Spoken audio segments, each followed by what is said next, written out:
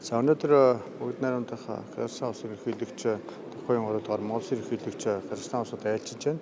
За ажлын бүрэлдэхүүнд нийтдээ 85 аж ахуй нэгж явж байгаагийн 22 нь хүнсүдээ аж ахуйн салбарын аж ахуй нэгжүүд байгаа. За өнөөдөр хүнсүдээ аж ахуйн салбарын аж ахуй нэгжүүд дотроос 4-өөс 5 компани Казахын компаниудыг аль биесний гэрээ байгуулж ажиллахаар болж байна. Тэр байтугай бүр манай хүнсүдээ аж ахуйн зарим компаниуд бол аль хэзээний Казахстан улсад салбарах компани байгуулад эхэлсэн. Мөн ингээд бүр цаашлаад ингээд реклам зар суртахааныхаа ажил руугаа орцсон гэж явж байгаа.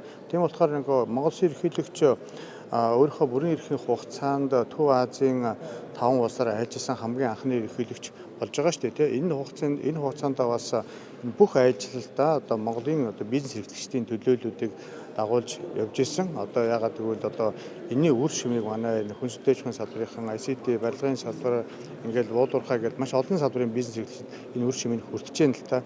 Ягаад гэвэл энэ төрийн өндөр хэмжээний ажлын үеэр болон дараа хамтын ажиллагаа улам идэвхждэг тий. Жишээлбэл Казахстан дээр бол жилийн хоёр талын худалдааны эргэлт нь $133 сая байдаг бол энийг ойрын хугацаанд $500 сая хүргэх ингээд төлөвлөгөө тавьж ажиллаж байна. Энэ өөрөө хоёр улсын хоорондох эдийн засгийн харилцаа улам идэвхжиж сэргэнэ гэсэн үг.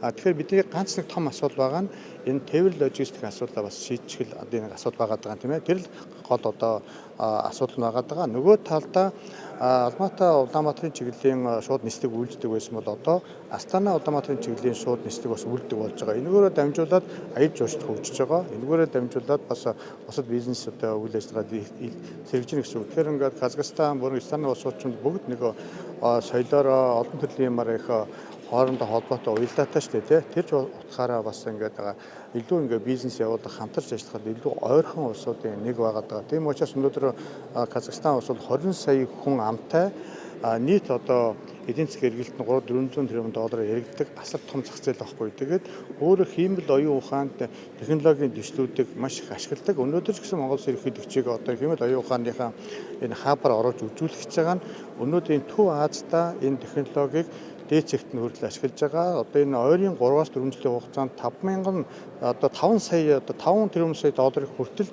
нэмэгдүүлэх тийм том төлөвлөгөө тавьсан улстай Монгол улсын эдийн салбар болон хөдөө аж ахуйн салбар бүхэл салбар ингээд хамтарч ажиллах нь илүү их үр өгөөжтэй гэж харагдаж байгаа. Тийм учраас Казахстан улс богино хугацаанд ямар хурдан хөгжиж байна? Бид нар Казахстан улсаас судлах туршлага их байна. Эргүүлээд Казахстан улс Монголоос бас туршлага бас маш их судалдаг. Тийм учраас харилцан хамтдаа хөгжиж гэдэг өрөөнд дээр бол эдийн засгийн эргэлтээ эрс нэмэгдүүлэх юм томоохон зорилт тавьж байгаа нь илүү ач холбогдолтой харагдаж байна л да. Бусад улс орнуудын ажлуудыг харах юм бол